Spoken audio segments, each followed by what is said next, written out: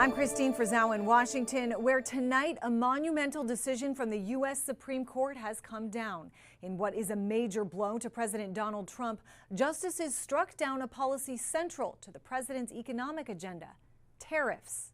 The overriding question to the High Court: does the International Emergency Economic Powers Act, or IEEPA, authorize President Donald Trump to impose tariffs? The answer, in a 6-3 ruling, a resounding no. The Supreme Court's ruling on tariffs is deeply disappointing. The three liberal justices, joined by Neil Gorsuch, Amy Coney Barrett, and Chief Justice John Roberts, who wrote the opinion, connected the issue to the founding of the country itself, writing, quote, "Americans fought the revolution in no small part because they believed that only their elected representatives, not the king, not even Parliament, possessed authority to tax them," adding, "The framers gave that power to Congress alone." Roberts and others clearly view this as a tax that rests with Congress. President Trump vowing to use other laws to try to keep his tariffs in place, as they've already brought in about $200 billion in revenue, also insisting the country still faced a national emergency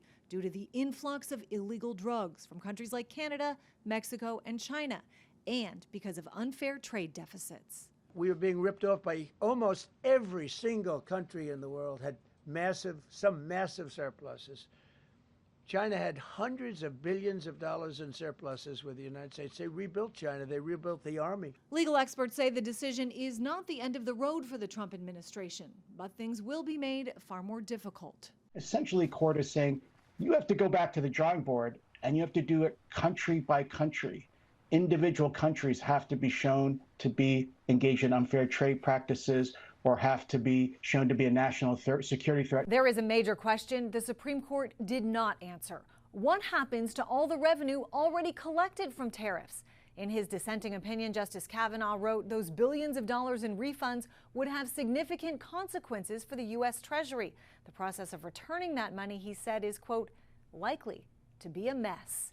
In Washington, I'm Christine Frizzau.